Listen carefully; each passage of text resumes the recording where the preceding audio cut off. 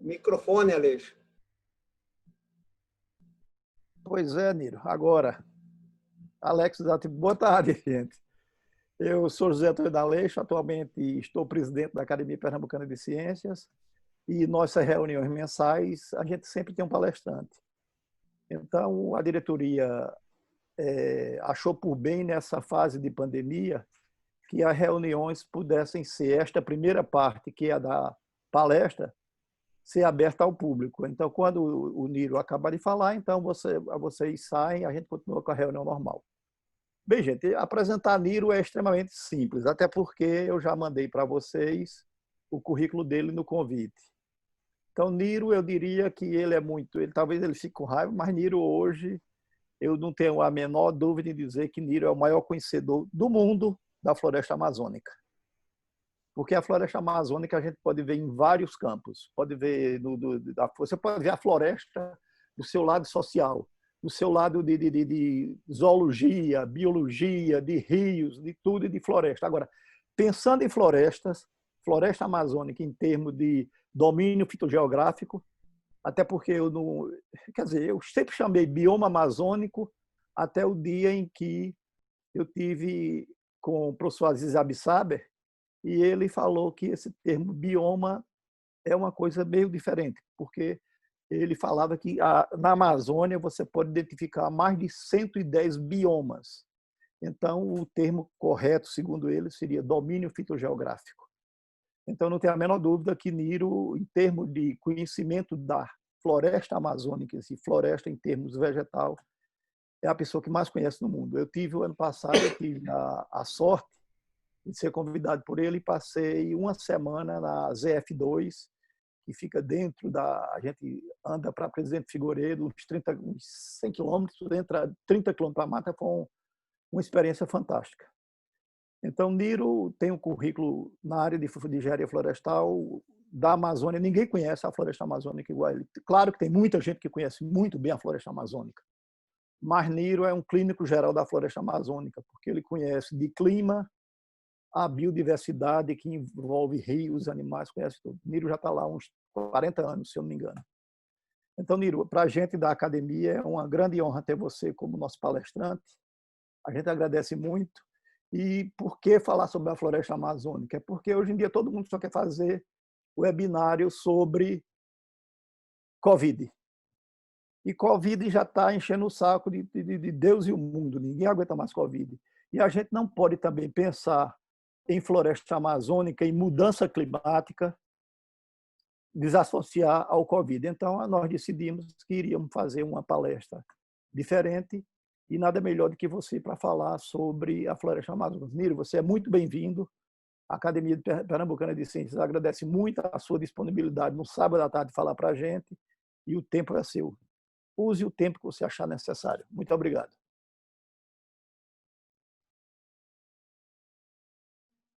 Microfone, Niro. Todos estão vendo a apresentação? Niro, abre o microfone.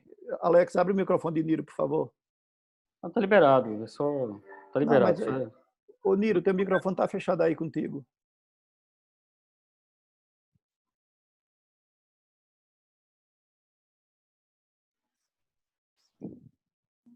Teu microfone, Niro. Agora. Ah, agora que eu vou...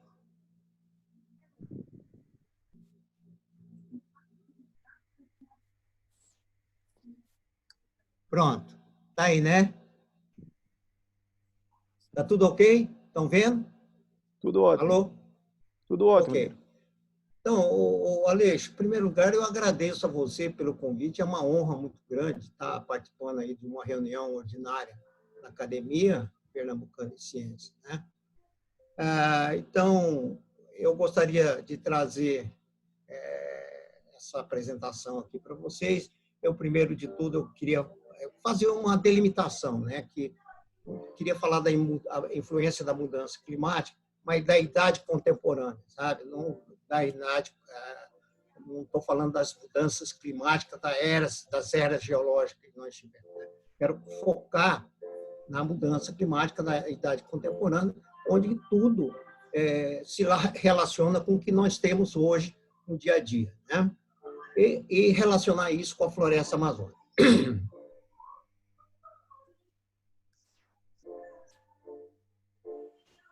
Como é que muda aqui? Não estou conseguindo mudar o slide. Espera aí, está aqui. Tá, muito bem. Então, a mudança climática dessa idade contemporânea em siglas, né? Todas essas siglas nós temos por causa da mudança de clima da idade contemporânea. Essa idade contemporânea que começa a partir da Revolução Industrial, né? Então, nós temos aqui, no centro de tudo, a Convenção do Clima, que foi assinada durante a Rio 92, em 1992, né?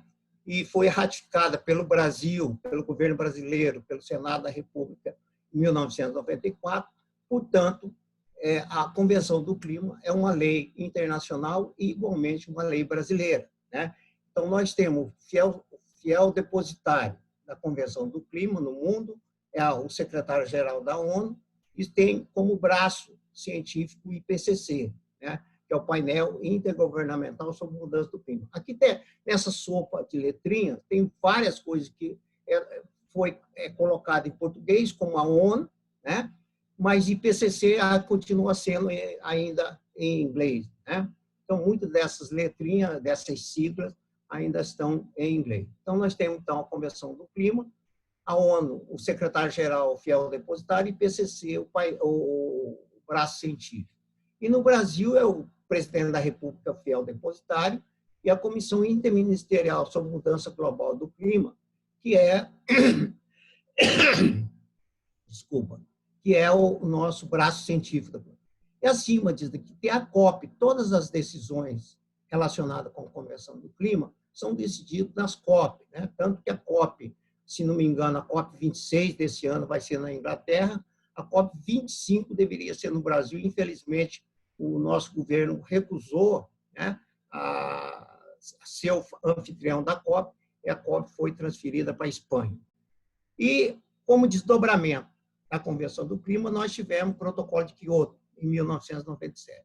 Então, nós temos a Convenção do Clima, que, na realidade, era um documento obrigatório, uma lei internacional, mas que não impunha metas de redução das emissões. E o Protocolo de Quioto, então, 5 anos depois, veio instituindo metas de reduções, principalmente para os países que tinham grande participação nas emissões durante a Revolução Industrial, né?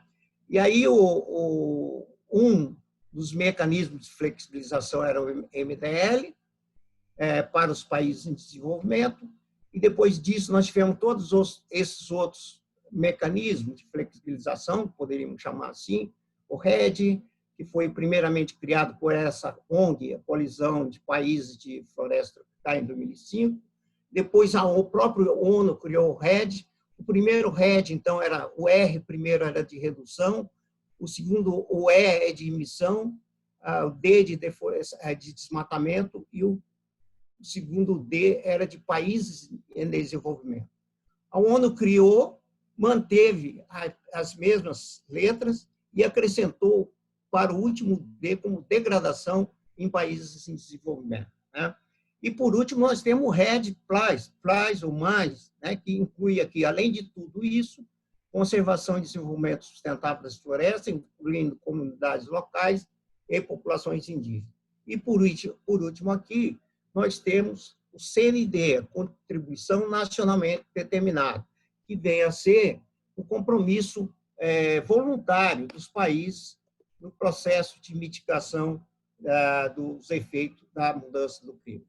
E tudo isso, na realidade, ele foi tudo isso montado por conta do aumento dos gases de efeito estufa na atmosfera relacionado com a temperatura de superfície. Então, toda essa sopa de letrinha, ela vem por causa dos gases de efeito estufa e que estaria associado com o aumento da temperatura de superfície do planeta Terra. Quais são esses gases de efeito estufa, né? Então, nós temos gases naturais e gases industriais. Então, nós temos os naturais, dióxido de carbono, metano e óxido nitroso. Esses são os gases industriais. Então, aqui a gente vê o seguinte, quando a gente olha os gases naturais, o CO2 e o metano, os dois têm em sua composição o carbono. Então, o carbono, na realidade, é o mais abundante de todos, né? Então, por isso, toda associação que se faz, e do dióxido de carbono é mais ainda do que o metano. Então, toda associação que se faz com o gás carbônico, né? E esses créditos que foram atribuídos para efeito de comercialização foi feito em função da equivalência do CO2, tá? E em função também do potencial de aquecimento de cada um desses gases. Bom, tudo começou, então, aqui você vê que o negócio é muito recente, né? Começou em 1958, quando esse meteorologista americano, em 1958, Charles David Keeling, no Observatório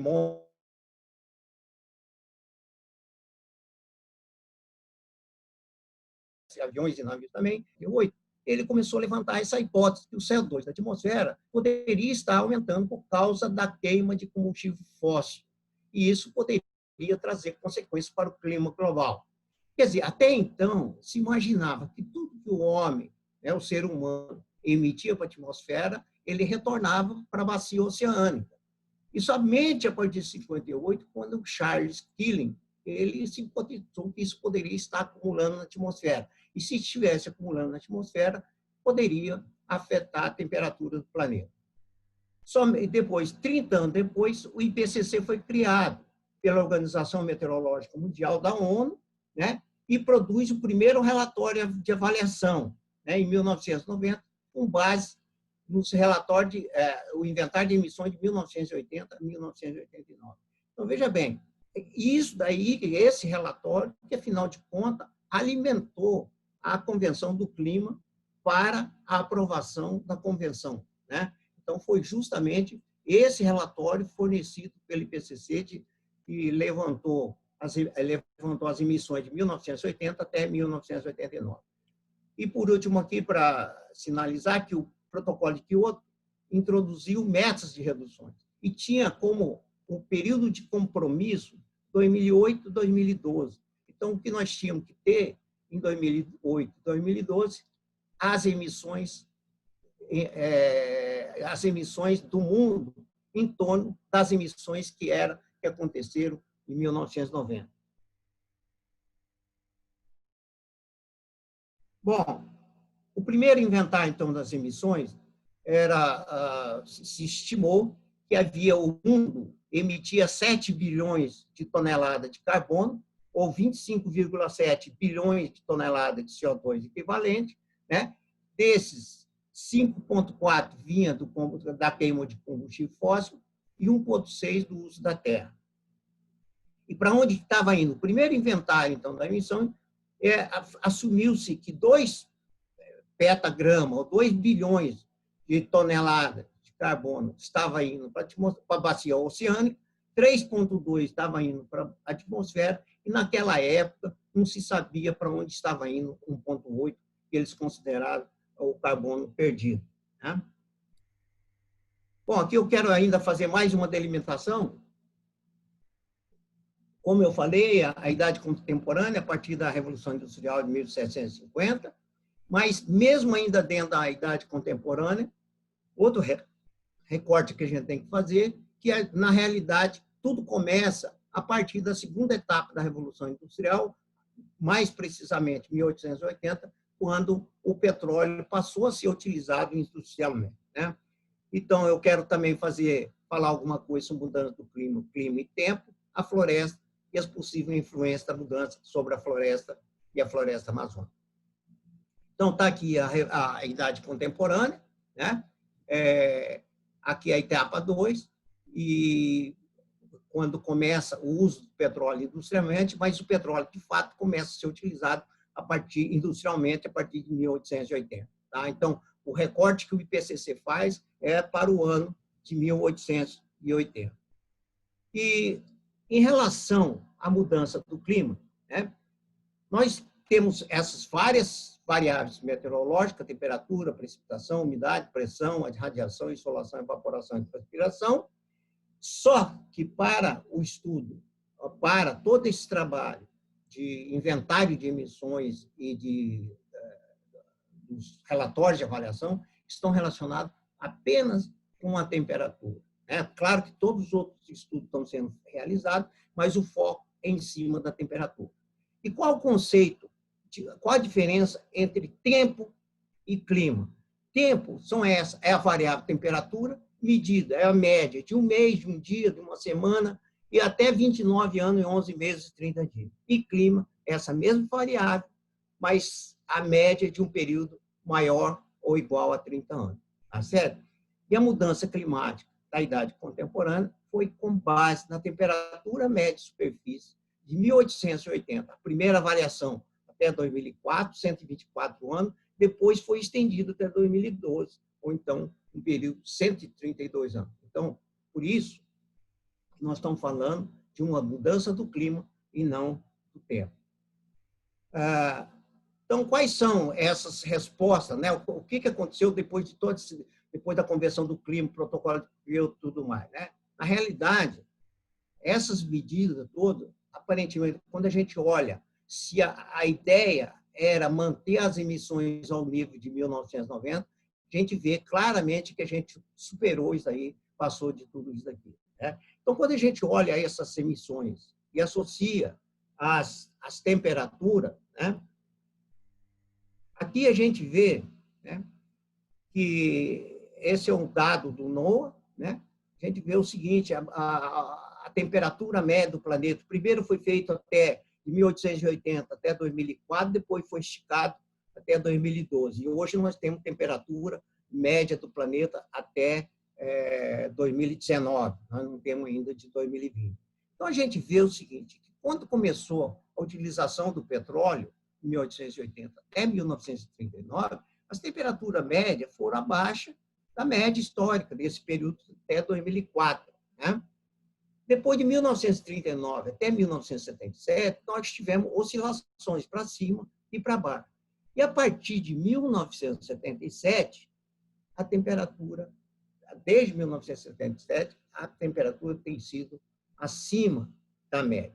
E os últimos 5 anos têm sido os 5 anos mais quentes de toda a história desse planeta a partir de 1880. Né?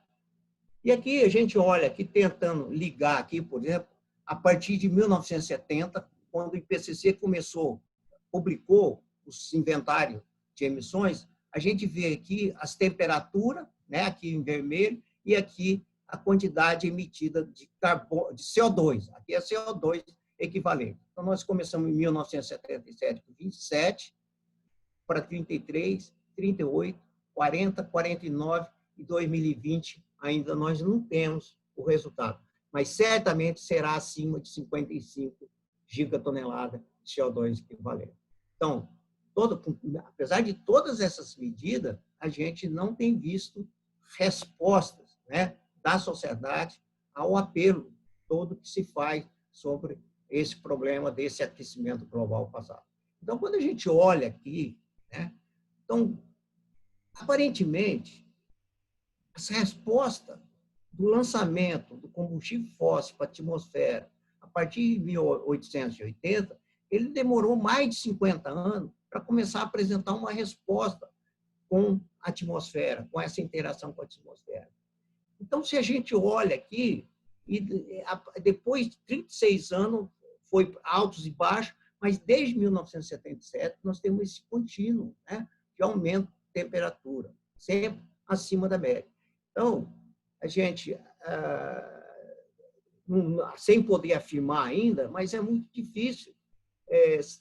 Por exemplo, quando a gente fala nesse ano de pandemia, as emissões certamente serão menores do que do ano passado, mas certamente, por esse comportamento da resposta da atmosfera às emissões, aparentemente, não vai, a diminuição de um ano só provavelmente não terá efeito algum nesse futuro próximo. Né? Então, o que aconteceu de fato, né, do período de 124 anos, 1880 a 2004, houve um aumento de 0,74 graus. E do período de 1880 até 2012, isso, no relatório, no quinto relatório de avaliação, deu 0,85.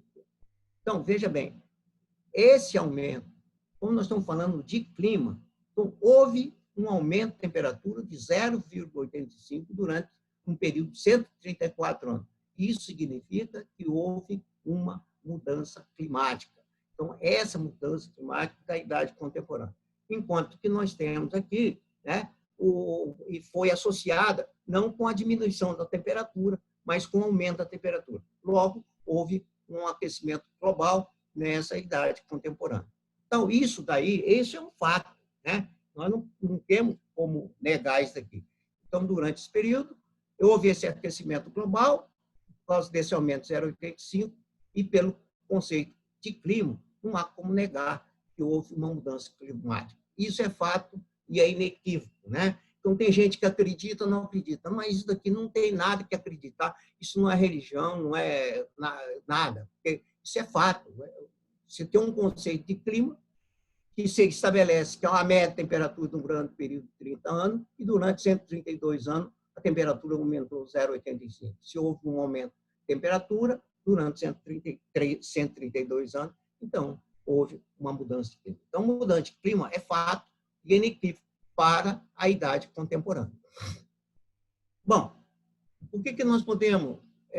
Eu teria aqui um outro tanto para falar sobre as possíveis consequências dessa mudança climática, mas não vai dar tempo para isso, talvez numa outra oportunidade. Mas o que a gente observa, grosso modo, é o seguinte: nós temos tido invernos mais curtos, mas mais rigorosos, né? Então, todos os anos a gente vê problema, apesar da temperatura média de superfície do planeta ser mais alta, sempre mais alta, mas você vê invernos catastróficos, inclusive causando mortes de pessoas. Da mesma maneira, a gente tem visto verões mais curtos, mas igualmente mais rigorosos. E aqui no Amazonas, especificamente, nós temos um evento climático aqui, que é roça de vento. Roça de ventos é o encontro de duas massas que se chocam, congelam, e para precipitar isso, ela demanda muita energia. Então, isso precipita com muita energia, com rajada de vento, e provoca um desmatamento, um pequeno desmatamento. Então, isso é conhecido no Amazonas como roça de vento, porque da noite para o dia o ribeirinho vê uma roça de vento, 2, 3 hectares, limpo para ele, causado pelos ventos.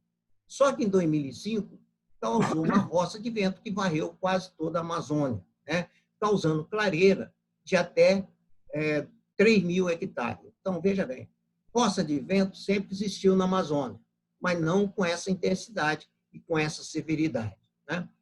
Outra coisa também que a gente poderia dizer que poderia ser consequência dessa mudança climática da idade contemporânea, a cota do Rio Negro, que sempre teve altas e baixas, mas mantinha um recorde em 1953, foi quebrado esse recorde em 2009, e depois, 3 anos depois, quebrou de novo esse recorde, né? Então, cheia sempre teve, mas ela tem sido com mais intensidade e com mais severidade aqui, com mais frequência.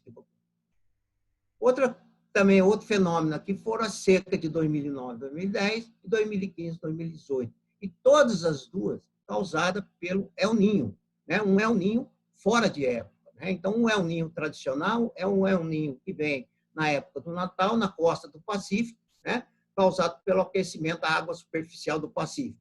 Só que em 2009, 2010, o El Niño começou em julho de 2009 e acabou em julho de 2010. E começou outro em 2015, julho de 2015, e acabou em julho. Então, o El Niño de um ano. Então, o El Niño sempre existiu, mas não com essa intensidade, com essa severidade e também com essa frequência, porque já 2 desses El Niño, mega El Niño, aconteceram aqui. E a roça de vento, felizmente, só aconteceu uma vez, né? E aqui a gente viu também que a relação da poluição atmosférica causada pela queima de combustível fóssil, Isso medido em Manaus, né? E a própria floresta, que a floresta também emite compostos orgânicos voláteis, e essa mistura da poluição com os compostos orgânicos voláteis, ela faz aumentar a camada de ozônio da baixa atmosfera. E isso faz com que aumente a temperatura e faz a floresta fazer menos fotossíntese, ela ficar menos produtiva. Então, essas são as possíveis consequências. Eu tenho vários slides depois, mas talvez não dê tempo de mostrar, para ilustrar tudo isso aqui. Mas vamos lá em frente. Então, claramente, não é disso que nós estamos falando, né? É a mudança climática passada, os períodos glaciais que nós tivemos nos últimos 800 mil anos, a cada 100 mil anos. Período de 100 mil anos de glaciação e interglaciação, período de 10 mil anos. Nós estamos num período de interglaciação. Mas o que chama a atenção aqui é que todas essas mudanças ocorreram quando, na atmosfera, a concentração de CO2 não passava de 300 ppm. E hoje nós temos a concentração, já em 2019, de 410 ppm.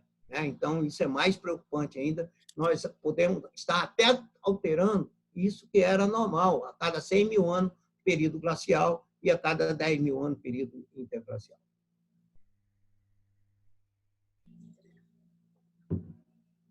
Então, aqui, eu queria trazer para reflexão, já que eu estou falando no ambiente da Academia Pernambucana de Ciência, eu fiz uma consulta ao Web of Science, né? E vocês sabem que o Web of Science não cita qualquer revista, né? Só revista com um bom fator de impacto. Veja bem, eu coloquei no tópico Climate Change. Quando eu coloco isso aqui, veja quantas citações nós temos. Então, vamos direto aqui nos artigos, 268.943 artigos. Se a gente olhar só no período quando começou o Web of Science, de 45 até 1977, quando a temperatura começou a aumentar, só tínhamos 103 artigos. Aí, se a gente olhar de 77 até 92, quando foi aprovada a Convenção do Clima, 2.025 artigos. E de 1992 até 2020, até dia 3 de julho, 267 mil artigos. Né? E nos últimos 5 anos, 147 mil artigos, tendo climate change como tópico. Entendeu? Então, convenhamos, né? A resposta toda, a sociedade, o mundo que se dá, as medidas que são tomadas para diminuir as emissões, diminuir a temperatura, não pode ser atribuído à falta de conhecimento, se a gente pode chamar isso de conhecimento, né? Bom, vamos falar agora sobre a floresta amazônica e a mudança da idade, o clima da idade contemporânea, né? E a floresta, naturalmente, o nosso recorte que é para a floresta amazônica. Então, aqui nós temos, esse é o jeitão da floresta amazônica, né? A área total desmatada até 2019, isso são os dados oficiais, 809.080 milhões de hectares, 8,2 vezes o estado de Pernambuco. A área da Amazônia Legal, 5 milhões de quilômetros quadrados, ou seja, 16% da Amazônia foi desmatado. Território brasileiro, 8,5 milhões, 9,5% do território brasileiro foi desmatado, né? O desmatamento da Amazônia significa isso, mas é mais importante o seguinte, nós temos uma área ainda de 328 milhões de hectares, né? 3,3, quase 3,3 milhões de quilômetros quadrados, ou seja, 33 vezes o tamanho de Pernambuco em floresta ainda remanescente, floresta que não, ainda, pelo menos que nós sabemos, não estão perturbadas. Tá? Então, é isso que nós temos.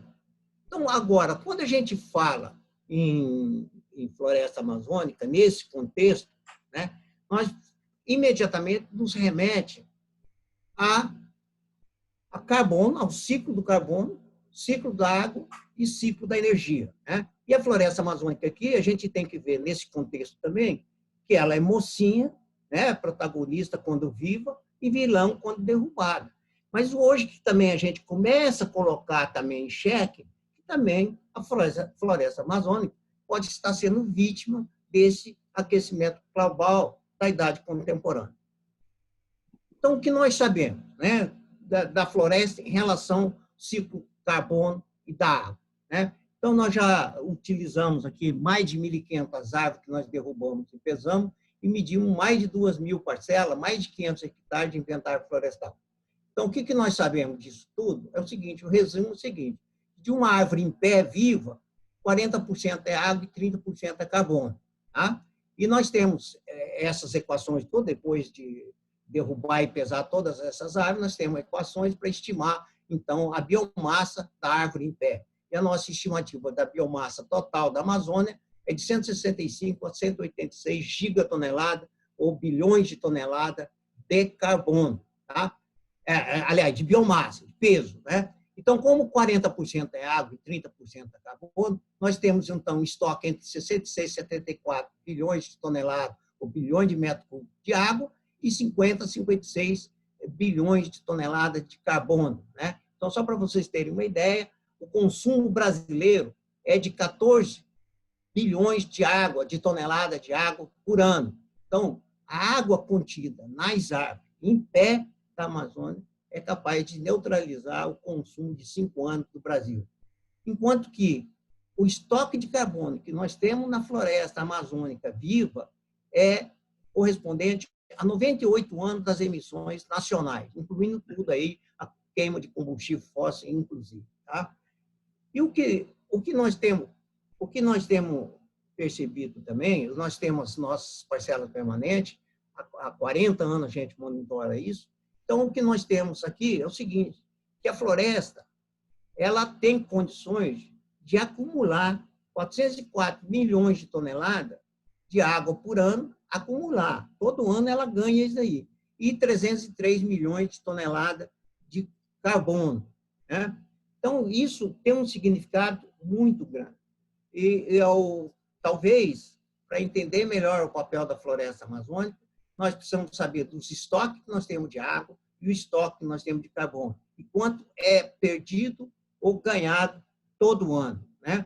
E acontece o seguinte, que a floresta, então, são compostas. A floresta é composta de árvores, e essas árvores são máquinas, né, que elas são produtoras primárias, ou seja, ela produz o próprio alimento. Ela retira o CO2 da atmosfera e devolve o oxigênio para a atmosfera. Então, o que acontece? Essas máquinas são máquinas poderosas que trabalham o ano inteiro, né? E tanto na produção, na limpeza do CO2 da atmosfera, como também na liberação de água para a atmosfera, para a formação de chuva.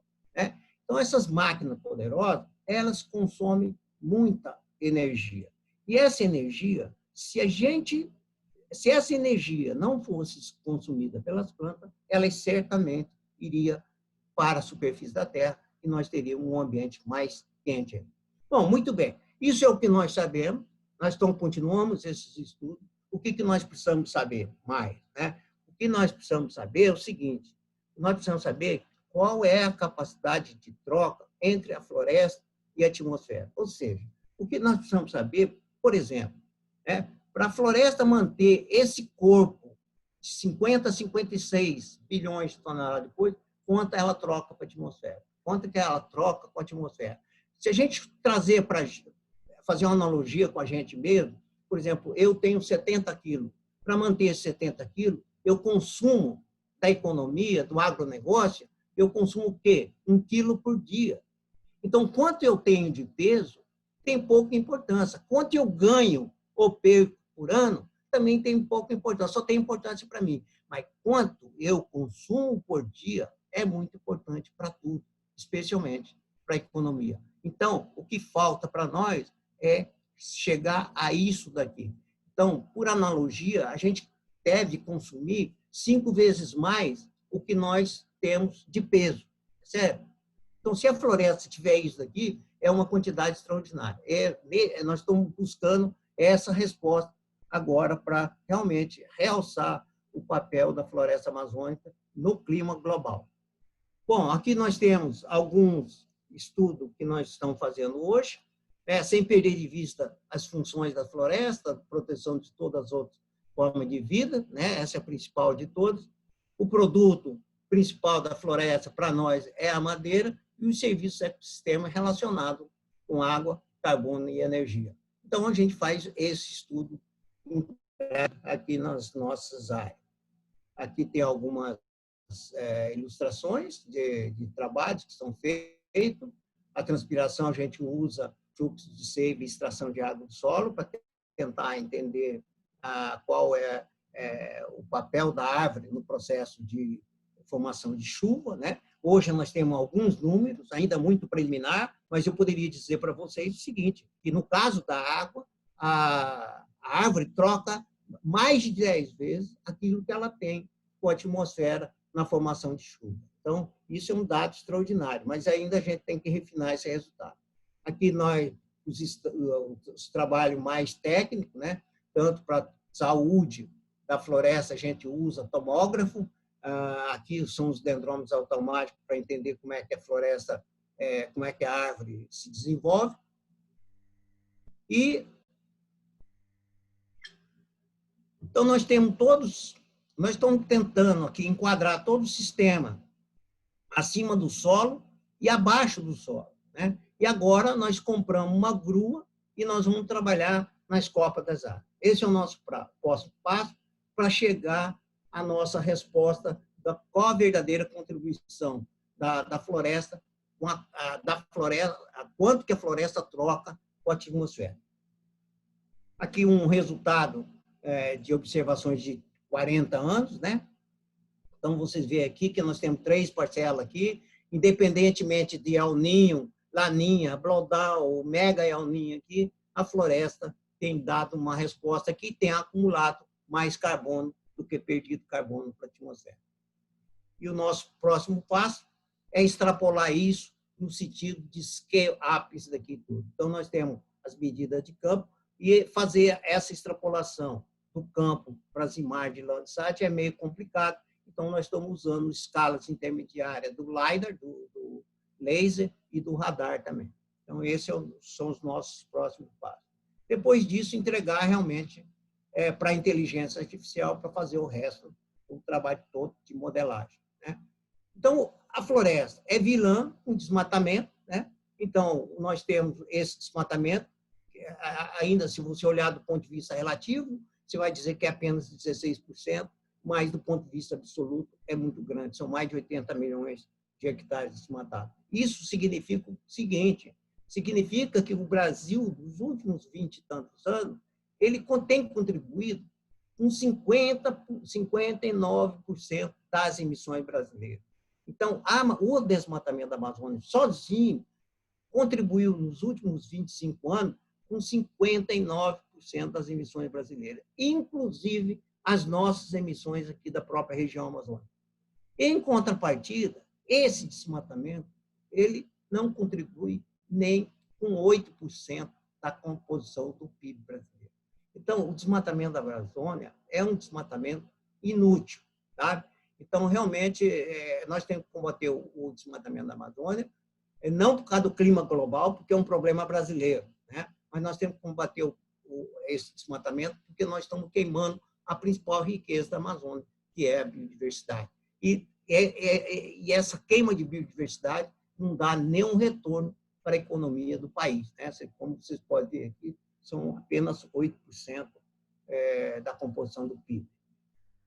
Bom, como eu falei também, a floresta amazônica pode ser vítima, né? Eu falei para você da roça de vento de 2005, os 2 El Niño, a poluição, a poluição com os compostos orgânicos voláteis e também essa combinação aqui ela faz aumentar o ozônio na baixa atmosfera e diminui a produtividade.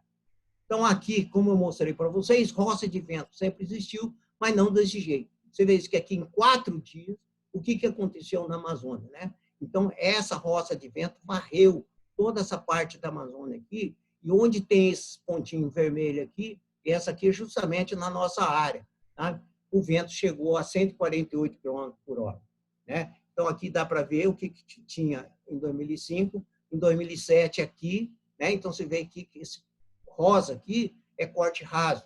E nós tivemos aqui na Amazônia clareira de até 3.000 hectares. Então, isso já não é mais fossa de vento.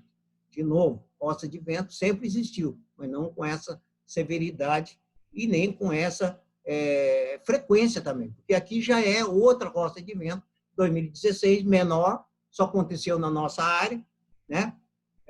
E a gente está monitorando isso agora. E a mais recente é do 2019, é muito perto do nosso acampamento, que o Aleixo conhece, a menos de 2 quilômetros do nosso acampamento, e aconteceu isso em 2019. E agora, nós, claro, pela proximidade, pela facilidade, inclusive, nós estamos aparelhando isso aqui, nós já instalamos uma torre aqui, e nós vamos monitorar isso para ver como se recupera isso aqui, desse fenômeno natural, conhecido como roça de vento, ou downburst, ou chuva convectiva.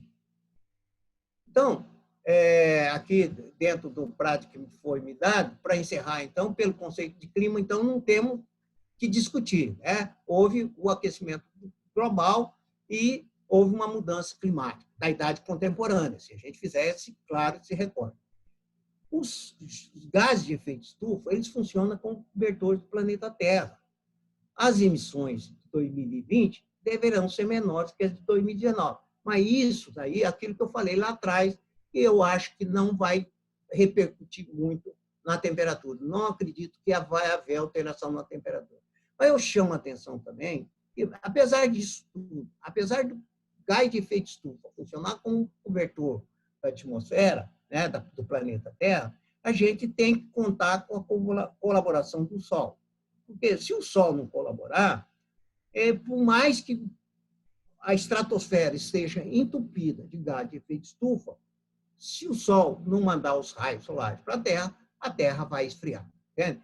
Mas, em condições normais, a Terra tende a continuar a esquentar com o aumento das emissões de gás de efeito estufa. Agora, é importante dizer o seguinte, que o Sol ele tem sido reportado como tem sido noticiado que tem passado pelo mínimo dele, né, já várias vezes. E a gente não sabe ainda com que precisão. Mas há quem diz que, ultimamente, nós estamos passando por um mínimo, que é o mínimo de Maunder, né?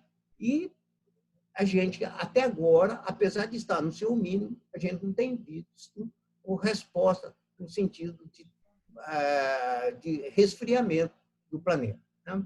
Bom, e para finalizando, eu acho que nós precisamos de mais estudo, né? Vocês viram que a quantidade de paper que tem as emissões continuam aumentando, a temperatura continua aumentando e o desmatamento continua aumentando aqui na Amazônia também. Então, a gente precisa de mais estudo, mais focado, né? Focado de verdade, para cuidar das árvores da Amazônia com foco a maximização do aproveitamento da madeira, que isso é fundamental. Nós vamos só valorizar a madeira o dia que a gente der realmente um aproveitamento decente para ela, né? Diminuir o desperdício e tudo mais. Melhorar a produtividade de floresta e, principalmente, introduzir os serviços ecossistêmicos relacionados com a ciclagem de água, ciclagem de carbono e ciclagem de energia ao produto florestal final. É isso. Fim. Obrigado. Ô, Niro, muito obrigado. Eu acho que tem algumas perguntas aqui, mas como é uma reunião de academia, eu vou abrir para que cada um faça a sua pergunta o mais conciso possível. Tem uma pergunta aqui que eu vou fazer, que é de Raul Manhas, que está em Paris. Então, ele pergunta, eu queria saber se durante a pandemia pode ser constatado algum impacto na temperatura do planeta, mesmo que localizado. Pergunta de um leigo. Olha, eu acho muito difícil. Aquilo que eu mostrei para vocês, se você olhar o quadro, a dinâmica da temperatura de 1880, você vê que, apesar do lançamento do combustível fóssil, emitir mais gás de efeito estufa, aumentar a camada de gás de efeito estufa na atmosfera, a temperatura só foi alterada mesmo em 50, 60 anos depois, sabe? Então, eu não acredito um ano de pandemia vai alterar alguma coisa. Acho muito difícil. Muito pouco provável. Então, veja bem, o que nós temos que considerar também é a atividade solar. Né? A atividade solar tem que estar em conta. Diz que ele está no mínimo, mas já diz que tem há 10 anos que está no mínimo e até agora nós não vimos efeito desse mínimo nas temperaturas, temperaturas médias de superfície do planeta. Aberto para perguntas. Aleixo, Oi. eu botei a mãozinha aqui, não sei se é possível aproveitar esse momento. Boa tarde a todos e todas. Claro, boa, pode perguntar. Fica à vontade. Perguntar ao professor Niro. Muito boa apresentação, professor, parabéns, viu? Nós estamos assim, já há algum tempo lá no âmbito da Rede Clima, né, que é uma rede de pesquisa em mudança do clima, vendo o desenvolvimento de muitas teorias sobre um outro modo de aproveitamento da Amazônia. Né? O Carlos, um colega, o Carlos Nobre, ele tem puxado muito isso também, e tem tido o apoio assim, de muita gente, né, sobre essa discussão, e nós estamos também vendo a utilização, né, o emprego do Nexus, né, o Nexus+, que nós estamos chamando, né, que é aquela compatibilidade de energia, alimentação e água, né, só com componente ecossistêmico, né, de meio ambiente. Então, a pergunta é a seguinte, tudo isso está apontando para um aproveitamento mais inteligente da floresta amazônica, no sentido de sua biodiversidade, né? Então, na verdade, é uma macro-utilização, né, um impulso importante na indústria criativa, na indústria de inovação, voltada ao aproveitamento da biodiversidade amazônica. O senhor acha que isso tem respaldo econômico? Só 2 segundos, por favor. Quem for perguntar, se identifique. Moacir é Moa, é vice-reitor da UFPE. Isso. Quem for as próximas perguntas, se identifique, por favor. Eu estou junto com o Jean Ometo, coordenando a Rede Clima, que é uma rede brasileira de pesquisas em mudanças do clima, mudanças climáticas globais. Muito bem. O Jean Ometo é meu amigo de longa data. Isso. Bem, isso. É o seguinte, né? Eu acho, o que eu tento mostrar é o seguinte: o desmatamento, ele polui muito, né? Ele polui muito e não produz nenhuma riqueza.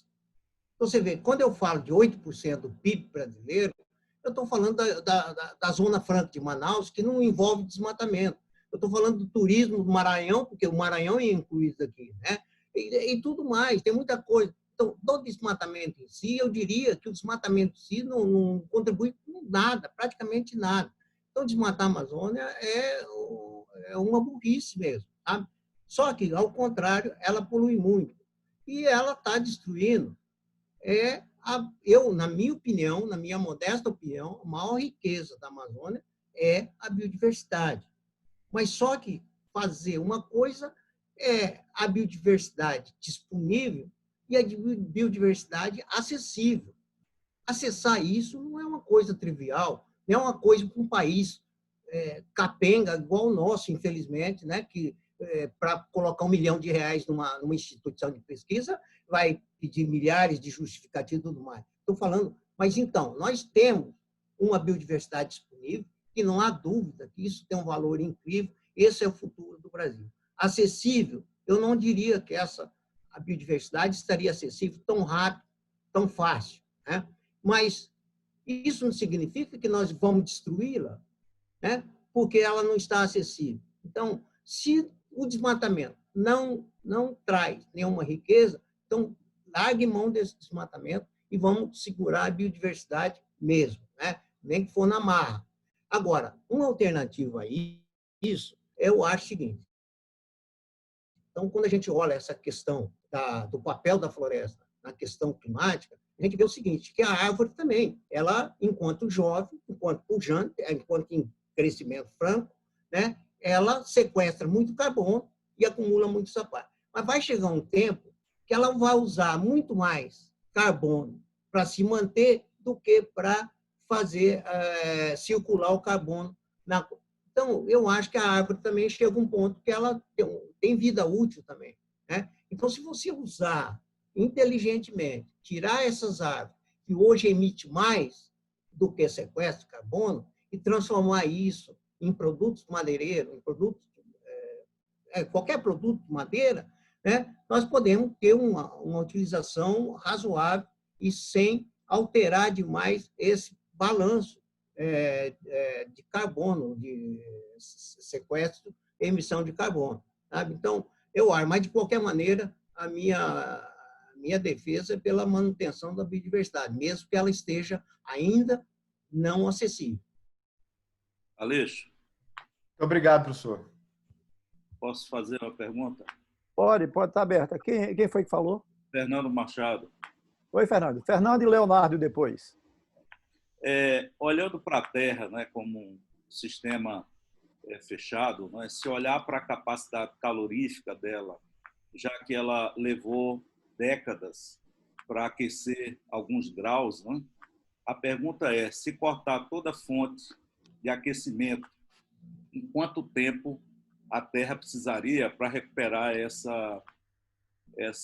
a temperatura que tinha antes desse aquecimento mais íngreme, né? Existe alguma estimativa para isso? Não tem. Agora, se vocês lembrarem, por exemplo, na COP15, se não me engano, em 2009, o mundo concordou em manter, ao final desse século, a temperatura, não deixar que a temperatura ultrapasse 2 graus. Né? Quer dizer, já tinha aumentado 0,85, mas no final do século não ultrapasse 2 graus, porque ninguém sabe o que pode acontecer. Mas se vocês voltarem à COP15, a COP de Paris, o Acordo de Paris, a COP de Paris, né? A Conferência das Partes em Paris, quer dizer, eles acenaram claramente o seguinte: vamos manter os 2 graus, mas vamos fazer uma força para reduzir isso para 1,5 graus, porque eles a maioria desses estudos indica que vai ser muito difícil suportar um aumento de 2 graus, um aumento médio da temperatura média de superfície desse planeta. Aumentar 2,5 graus, né? Então, às vezes a pessoa tripudia sobre isso daqui, porque hoje, por exemplo, você sai do ar-condicionado, você tem uma diferença de temperatura de 4, 5 graus. Fala, mas isso é comum, isso é normal. Não, nós estamos falando de temperatura média de superfície num período acima de 30 anos. Tá? Então, o mundo do IPCC já está muito inclinado a pressionar os países a que busquem manter uma temperatura abaixo de 1,5 graus no final desse século. Porque ninguém sabe nada do que vai acontecer. Leonardo Sampaio, depois Clístenes. Abre o microfone, Léo. Professor Niro, estão me ouvindo agora? Sim, claro. Parabéns pela beleza da apresentação. Eu gostaria de levantar 2 pontos. O primeiro é o seguinte: nós temos participado de vários debates, várias discussões e estudos, inclusive, aí na região. A primeira vez que eu fui para a Amazônia foi em 1956, então, de lá para cá, a gente tem mantido, né, um trabalho constante na região, com instituições e pessoas da região. Mas esse primeiro ponto diz respeito à questão que o senhor fala da riqueza da terra. Então, o que nós temos levantado é que eu acho um absurdo para haver o reconhecimento da propriedade, ou um dos pontos que leva ao reconhecimento da propriedade é exatamente o desmatamento. Você mostra que você entrou numa área, você desmatou, isso é um dos pontos para você conseguir registrar e ter posse da terra, o que eu acho que é um absurdo, está incentivando ao desmatamento. E a pergunta é a seguinte: com relação a essas áreas desmatadas, a gente sabe que o INPA tem feito, inclusive, alguns estudos e tem umas propostas de pesquisa interessantíssimas com relação a fósforo, mas que mais nós temos sobre o uso dessas áreas desmatadas? Olha, esse negócio de posse da terra foi no passado, né? Muito claramente isso. Desmatamento significava posse. Mas hoje, com a própria legislação, muita coisa mudou. Muita coisa mudou pelo entendimento, mas, assim, de fato, ainda acontece muito isso na Amazônia, né? Agora, esse negócio de desmatamento, ele é muito complicado, sabe? A gente que está aqui, quando pensa que entende o que está acontecendo com o desmatamento, a gente vê que não entende nada. Hoje, essa é a minha resposta de hoje. Eu começo a acreditar que é uma coisa, o desmatamento, ele está relacionado com a especulação da terra e com a própria madeira também, a exploração da madeira. Então, quando a gente não pode ver o desmatamento isoladamente. Então, o desmatamento está associado com a posse da terra e a exploração da madeira. E aí, quando você olha tudo isso, você procura entender, só resta praticamente uma resposta, sabe? Parece que é uma coisa muito bem engendrada, muito bem organizada que está fazendo isso aqui. Certo? Então, a nossa hipótese hoje é que realmente é o crime organizado que está aqui no comando dessas coisas. É impressionante, porque não dá. Quando você pensa que você entende uma coisa, a coisa muda completamente. E às vezes a gente fica nesse falso dilema, né? O pessoal condenar a agropecuária. A agropecuária, a própria... Você viu a ministra da Agricultura falou esse dia, o agronegócio não precisa da Amazônia. E eu acho que também não precisa, não. Quando você olha, quando você compara pelas áreas divulgadas, pelo agronegócio que eles utilizam, não bate com as áreas desmatadas da Amazônia. Então, quem está desmatando a Amazônia? Se não é para o agronegócio. Entendeu? Então, quando você olha tudo isso, alguma coisa errada tem nisso aí, sabe? Então, é difícil entender isso, mas, infelizmente, a legislação existe, né, para combater isso aqui, mas não tem sido muito efetiva. Agora, com relação às áreas desmatadas, eu acho que o que nós temos que fazer é utilizar essas áreas desmatadas. Né? Tipo assim, nós temos 80 milhões de hectares de áreas desmatadas. Então, não tem mais sentido. É o dobro da área do agronegócio do resto do Brasil. Entendeu? Não tem sentido você desmatar mais para o agronegócio ou para a agricultura. Sabe? Então, tem que ser utilizado. E a gente tem que considerar que a terra é um substrato. Você trata do jeito que você quiser, você faz o que quiser. Se você quiser produzir moranguinho aqui, você produz. Desde que você trate adequadamente e usa a terra como um substrato, né? E usa a técnica adequada para fazer, produzir morango aqui, ou seja lá, ou qualquer outra coisa. Entendeu? Não sei se eu respondi você, Leonardo. O senhor respondeu, eu gostaria só de rapidamente colocar 2 pontos. Com relação ao desmatamento e registro da terra, o Amazon tem um trabalho de 3 anos atrás interessantíssimo. E esse foi o ponto que eu mais bati na discussão lá com o pessoal do Amazon, né, e com o pessoal, principalmente do Pará, que um dos quesitos para se requerer a posse da terra é demonstrar que você está fazendo alguma coisa lá. E esse fazendo alguma coisa, o principal é o desmatamento. Ou seja, se a gente eliminasse esse item, né, eu acho que a gente diminuiria a ganância pelo desmatamento, porque o desmatamento está sendo usado para garantir a posse da terra, para você dizer, né, que já está lá e requerer o registro. E a pergunta que eu fiz foi exatamente a segunda: o que é que o INPA tem atualmente, que eu sei que tem uns trabalhos, acho que inclusive, se não me engano, do Francisco, né, com relação ao uso dessas áreas desmatadas. Quer dizer, experimentalmente nós temos muita coisa, sabe? Agora é uma questão de querer fazer e transformar isso em áreas demonstrativas. E é muito difícil, você sabe que é difícil a pessoa fazer toda a pesquisa, depois a gente tenta fazer isso, mas nós não fomos treinados para fazer isso, sabe? E demora muito mais, e tem essa dinâmica do desmatamento, do uso da terra é muito mais feroz do que a gente tem os resultados de pesquisa. Mas, de qualquer maneira, voltando a falar do desmatamento e posse da terra, é o seguinte, eu acho que hoje foi introduzido o CAR, né, o Cadastro Ambiental Rural, que o governo tem em mãos condições de estabelecer o que é e o que não é.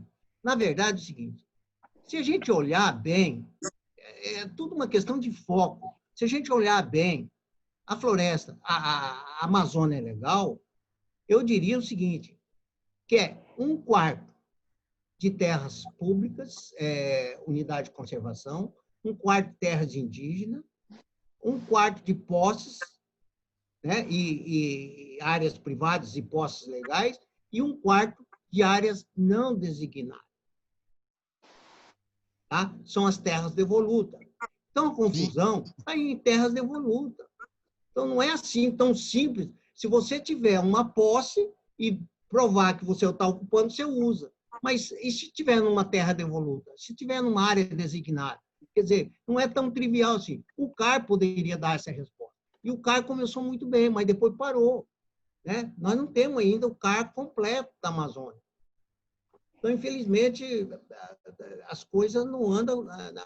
Então, eu tenho medo dessas soluções só fáceis, assim, só ver, vou ter uma área, não regularizo assim, não. Não é assim, não.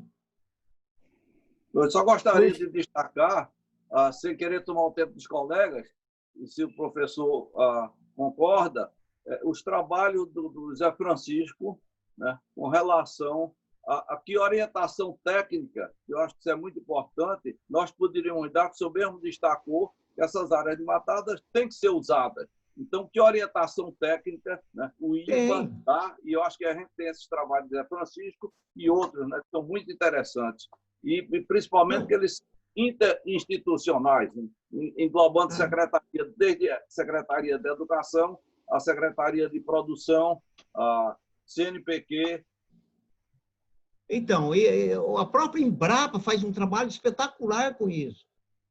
Sabe? O INPA, o José Francisco que está falando, trabalha no mesmo laboratório que a gente, né? Tem todos os trabalhos, tem trabalhos que são fantásticos. Eu queria, né? Eu estava, às vezes eu me preocupo com essa questão do como dar o passo seguinte aos nossos resultados de pesquisa, sabe? Os nossos resultados de pesquisa, eles têm muita dificuldade para chegar na ponta final da coisa. Sabe? Clístenes, por favor. Clístenes. Boa tarde a todas e a todos. Agradecer ao professor Niro pela excelente explanação. Se me permite, 2 comentários rápidos antes de uma pergunta também rápida. O doutor Leonardo Sampaio perguntou agora da utilização dessas áreas. Só que gostaria de lembrar, como sou do Departamento de Agronomia, especialista em solos, que os solos da Amazônia têm um caráter químico muito semelhante aos nossos solos do Cerrado brasileiro, que é hoje o grande celeiro agrícola do mundo. Então, a utilização agrícola dos solos brasileiros dos solos amazônicos é uma tecnologia que nós dominamos muito bem, nós que produzimos a principal agricultura tropical do planeta, né? Então, a utilização desses solos não seria um desafio tecnológico inatingível para a gente, muito pelo contrário, né? Eu concordo com o professor Niro também quando ele nos fala que o agronegócio não precisa dessas áreas. Daí que a gente também desconfiar que o grande desmatamento não decorre da ocupação para a utilização agrícola, né? Tem outra coisa aí séria que está afetando esse desmatamento, né? E quando a gente pensa em reutilizar áreas, mesmo antes de utilizar as desmatadas, professor Niro, o senhor comenta também, nós temos que pensar ainda a quantidade de pastagens degradadas que nós temos também na região amazônica, é imensa, talvez igual ou maior do que as áreas desmatadas. Então, são solos que a gente consegue recuperar e colocar isso no meio produtivo. Então, sabe, não tem porquê, realmente. O Brasil é o país que tem a maior reserva de solos ainda agricultáveis do planeta. Então, não há a menor necessidade da gente realmente tocar na Amazônica para a utilização agrícola. Bom, professor, mas na sua excelente palestra, eu gostei muito dos dados atualizados que o senhor apresentou sobre o acúmulo de carbono na biomassa. E aí, como já dito, sou de solos, fiquei curioso se o senhor tem dados já sobre o estoque, mais atualizado, sobre o estoque de carbono nos solos. Porque, como a gente sabe, né, os solos é um dos principais reservatórios de carbono do planeta, né? Então, e quando a gente derruba a floresta, nós também aceleramos a decomposição da matéria orgânica do solo, ou seja, vamos emitir mais carbono ainda. Então, gostaria de saber se o senhor tem alguma coisa mais atualizada e como vocês fazem essa medição do carbono no solo também. Obrigado. Professor, olha, a mais atualizada você deve saber melhor do que eu, que é do CER. Sabe? É essa. Infelizmente, veja bem, infelizmente, quando você entra nessa sopa de letrinha, né, aí entra os mecanismos, principalmente de flexibilização, você fala em comercialização do carbono, você não toca no carbono do solo. Então, desde o início, né, em todos esses guias, os manuais do IPCC, o carbono do solo ele é tratado como default, né? Ou seja, você usa a informação que existe da literatura. Então, porque ele não é tão dinâmico quanto da árvore. Você derruba, tanto que a gente considera, por exemplo, para efeito de emissão, derrubou a emissão. Não interessa quando que vai, se vai queimar, se vai decompor, ele é emissão no momento que você derruba. Então, aí o que ganhou importância foi justamente o carbono da vegetação e do solo, praticamente, aqui para a Amazônia, são os dados do CER. Alguém quer perguntar mais alguma coisa? Eu gostaria... Posso Se identifica perguntar? para Niro, por favor. Olá, professor Niro. Aqui é o Fernando Buarque. É uma pergunta de leigo. Há alguns anos, eu estava na Alemanha quando houve uma grande agitação lá sobre a inauguração daquela torre Ato aí na Amazônia, porque eles iriam pesquisar fenômenos nunca antes monitorados. E a minha curiosidade é essa, né? Porque foi um investimento alto, né? Eu me lembrei disso quando eu vi que o senhor comprou uma grua lá. Então, quais os resultados desses estudos de altitudes elevadas, né, em relação ao fenômeno do ciclo do carbono? Olha, é o seguinte. Então, primeiro, quero dizer para você o seguinte, que há mais ou menos um consenso, né, que esses modelos todos de clima global, eles têm um alto nível de incerteza, né, e não são confiáveis. Tá? Então, é o seguinte, acabou se consensuando, pelo menos um grupo razoavelmente grande, de que o grande problema está aqui na região tropical, está na floresta tropical. Na floresta tropical, o lugar mais bem estudado do mundo é ali naquela região do INPA, que o INPA mantém há mais de 40 anos. Então, vamos fazer o seguinte, vamos parar com esse negócio de querer estudar toda a Amazônia, vamos estudar só aquela região. E focar nisso em projetos de longo prazo. E o Ato entra nessa pegada também, sabe? Porque o Ato ele estuda praticamente a química da atmosfera, né? Uma torre de 325 metros de altura, e que se antes a gente estudava a química da atmosfera ou com aviões ou com torre de 55 metros, e agora a gente está estudando com torre de 325 metros. Então, a pegada ecológica dessa torre é de mais de 1.000 quilômetros. Né? Mudou completamente esse estudo. Então, hoje, espera-se que, com esses estudos da Torre Ato, das nossas torres, então, tudo em linha, tudo um próximo do outro, tá certo? A nossa grua, e principalmente essas medidas de campo, as medidas que o engenheiro florestal faz, medindo árvore por árvore, né? Mas 40 anos, tem 30, 40 anos, é que a gente espera que tudo aconteça, né, nesses próximos 20 anos, usando o tempo passado também de alguns, no caso nosso, de 40 anos de experiência, e que a gente use isso daí, que a inteligência artificial utilize isso daí e possa parametrizar os modelos de clima e melhorar e diminuir a incerteza desses modelos. Então, é uma aposta, sabe? Não dá para cobrir toda a Amazônia, não dá para cobrir todas as florestas tropicais. Então, nós concentramos num lugar só. Muito obrigado. O senhor falou, o senhor aproveitar e espremer outra perguntinha, o senhor falou em inteligência artificial, que é a minha área de pesquisa, né? Qual o uso atual da IA, né? E quais as demandas hoje que vocês têm que talvez, na sua opinião, IA pudesse ser útil? Não, você imagina, essas interações todas que eu tenho lá, eu tenho medida do diâmetro, a entrada de água, a saída de tudo. Como é que você vai fazer isso daí? 24 horas por dia, 365 dias por ano, 10 anos, 15 anos. Todos esses projetos são de, no mínimo, 10 anos. Sabe? Todos os projetos, no mínimo, 10. Então, não dá para fazer, né? Se você é dessa área, você é melhor do que ninguém para dizer que isso nós, humanos, não vamos conseguir fazer. Isso vai ser realmente com a inteligência artificial. Isso é muito claro. Não tem dúvida. Tá bom. Muito obrigado. Ô, Niro, eu acho que daqui a pouco a gente vai começar a reunião da nossa academia, mas eu tenho uma pergunta.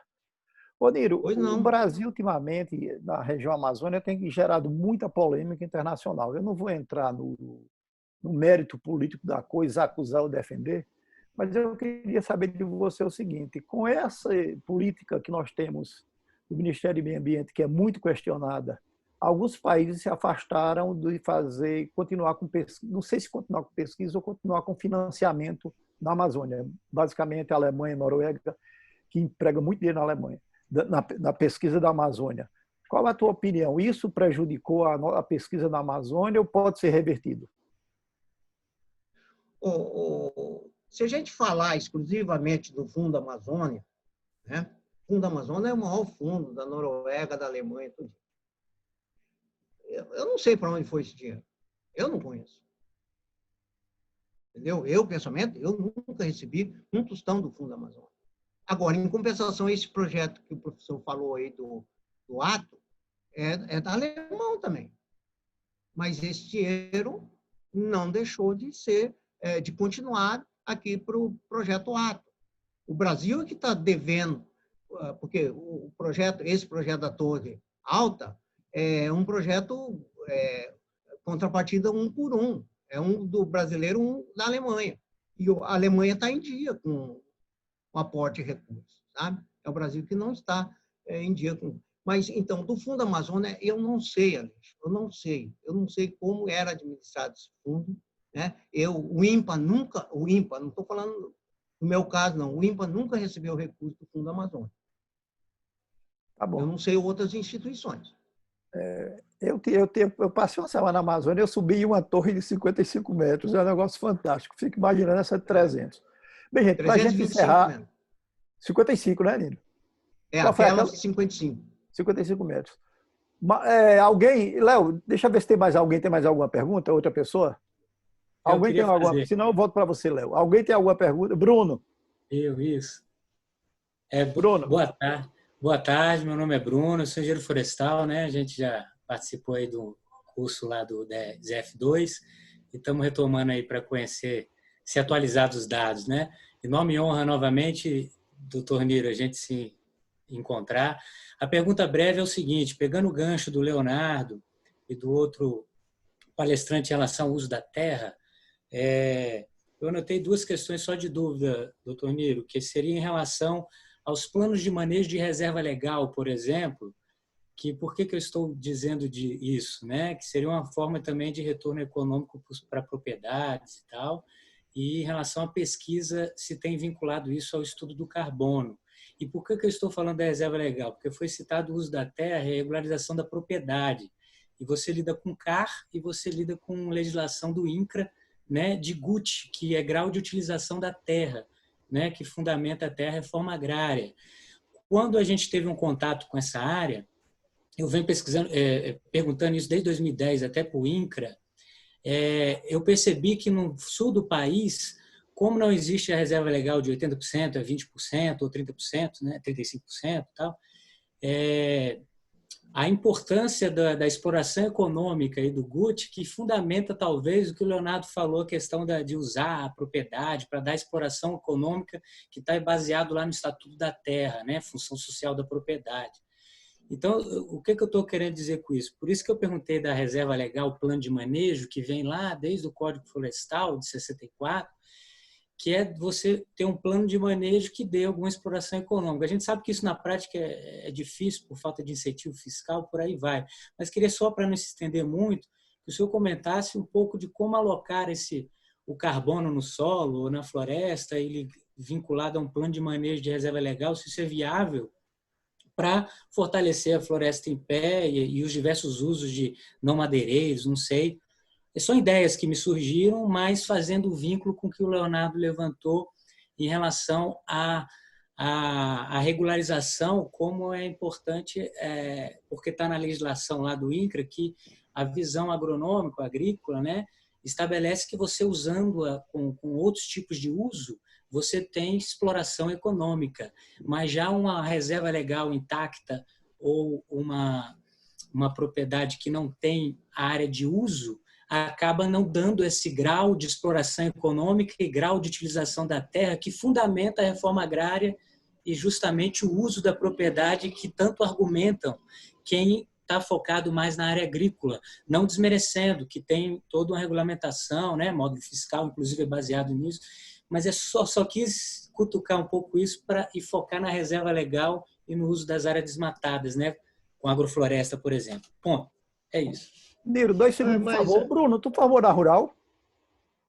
Bruno? Oi. Você se formou na Rural? Não, eu formei na UNB, na Universidade de Brasília. Tá bom. Vai lá, Niro. Então, essa questão da reserva legal, a gente vê sempre reserva legal em pequenas propriedades.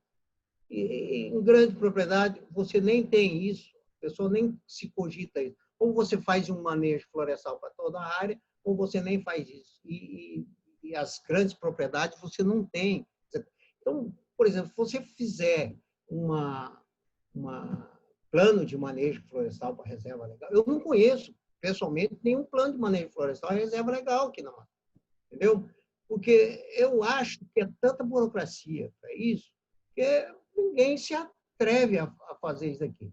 E outra coisa também, quando você comentou também sobre a possibilidade de utilizar o carbono, porque como serviço, assim, um valor agregado à madeira ou qualquer outro produto da floresta, mas isso tem ainda, nós temos que regularizar isso, regulamentar no nível federal, uma lei federal para regularizar a utilização do serviço ecossistema, por exemplo, no caso do carbono, que não tem. Léo, rapidinho, Léo, que a gente vai encerrar. Abra o microfone. Abra o microfone. Em parte, Niro, eu acho que você já tocou no ponto que eu acho que é crucial, inclusive, para essa questão da preservação da floresta. Foi que o INPA, e você especificamente, nunca recebeu nenhum recurso do Fundo Amazônica. Eu acho que é um absurdo, né? Eu acho que a gente devia trabalhar isso e uma das coisas que me chamou a atenção esse tempo todo trabalhando lá, é que, por exemplo, a quantidade de pesquisadores estrangeiros que nós tínhamos na Amazônia, né? E o Brasil dava, o governo, inclusive, em muitos casos, dava até apoio a todos esses trabalhos e nunca ficou com uma cópia dos seus relatórios. E eles faziam relatórios e, inclusive, tentavam entregar até ao governo brasileiro, ou seja, não havia uma integração com as nossas instituições. Então, como é que o senhor viria, por exemplo, essa destinação do fundo da Amazônia para ONGs e, especificamente, no trabalho científico, como é que a gente poderia se candidatar ou orientar o uso desse recurso e do Fundo Amazônia para instituições brasileiras como o INPA e as pesquisas do INPA? o INPA, por várias vezes submeteu, fez proposta ao fundo, né, aquela tipo carta de intenção para o fundo, numa tentativa de fazer uma proposta. Que eu saiba, a gente nunca conseguiu isso, né? Agora, talvez com essa mudança, com esse nova mudança de orientação do fundo, se é que vai continuar existindo no fundo, talvez a gente consiga. Mas, felizmente, né? Felizmente, isso é uma questão sim, a ser comentada também. Por exemplo, no meu caso, eu sou financiado pelo CNPq, pela Fundação de Amparo Pesquisa do Estado do Amazonas. Sabe? Então, tudo que eu preciso, inclusive para dar contrapartida aos projetos estrangeiros, eu consigo do CNPq e da Fundação FAPEAM. Niro, muito obrigado pela tua participação. Eu acho que nós já estamos próximos de 5h30, a palestra era até 5 horas, mas é um assunto tão importante que não dá para a gente parar. Se alguém quiser fazer só mais uma pergunta, alguém quer uma só? Bem, se ninguém tem, Niro, eu queria realmente falando demais, mas deixa então colocar essa questão que eu acho que é pertinente das ONGs. Então, foge um pouco do tema, né? Mas como é que Niro vê ONGs trabalhando aí na Amazônia e se alguma faz trabalho científico na área das pesquisas do próprio Niro? Não, na minha área, especificamente, não. Gostaria só de fazer um comentário nesse gancho, Leonardo. Molina, identifica a Molina, por favor, para mim. Aurélio Molina, da UPE. Só pegando um pouco dessa linha de Leonardo, na minha experiência, tanto na área da saúde, quanto na área da ciência e tecnologia, quanto na área da educação, isso que Niro colocou e Leonardo colocou, para mim é a regra. Todos esses fundos, quando eles falam que vão emprestar dinheiro ou vão doar dinheiro, sempre o dinheiro é doado para as instituições deles, para os recursos humanos deles. Raramente, pelo menos na minha experiência, que é enviesada, porque é subjetiva, raramente esse dinheiro veio para uma instituição brasileira ou para pesquisadores brasileiros ou para recursos humanos brasileiros. Na minha experiência, a regra é essa. É um fundo, mas, na verdade, sempre subsidiando as instituições, as universidades, os recursos humanos, os pesquisadores dos seus países trabalhando no Brasil. Obrigado. Obrigado, Molina. Niro, então, em nome da APC, eu queria te agradecer muito. Quem quiser escutar Niro falar para o ano, Nilo vai estar presente aqui em Recife, que nós vamos realizar o 5º Mensuflor, que é o Congresso, o Simpósio Nacional de Mensuração Florestal, da qual eu faço parte. Niro vai estar presente. E, Niro, valeu mesmo, muito obrigado. E a APC agradece tremendamente a tua participação nessa tarde. Valeu, Niro. Ok. Uma honra, viu, Aleixo? Agradeço pelo convite. Foi uma honra falar com vocês. Uma próxima oportunidade de falar pessoalmente com vocês. Obrigado, gente. Tá bom, muito obrigado. Olha, eu agradeço.